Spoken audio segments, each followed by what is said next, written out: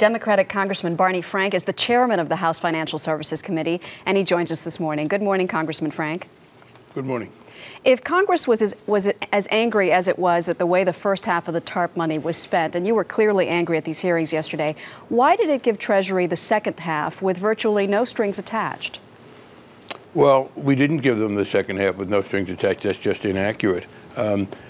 The Treasury Department has agreed to impose some very strict rules, and I think it would be a great mistake to assume that the Obama administration is going to be as lax as the Bush administration. Indeed, Secretary Geithner has already announced much stricter rules.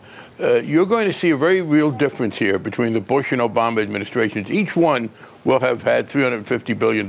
Now, I do believe that we should have gone further. In the House, I sponsored a bill which passed by a large majority, which put some very tough conditions on.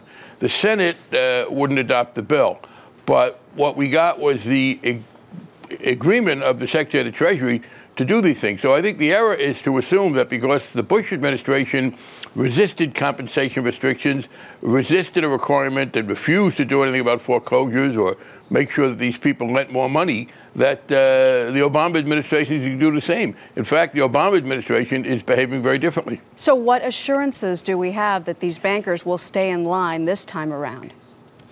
The fact that these funds are being conditioned by the Obama administration. How so, I urge you, if they get the money, they are legally bound to follow certain rules. How so? In the same way that if you do things you shouldn't do, you're subject to legal penalties.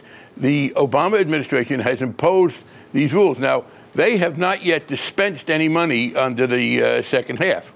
What they did first, which was appropriate, was to set up some rules. The first thing they have done is to say that a significant chunk of this money, the second $350, is going to go to reduce foreclosures. A fundamental difference because the Bush administration refused to do that. They have said that they're going to require that they show us, if they get this money, how much they are going to increase lending, and they're going to require them to show that they will do that.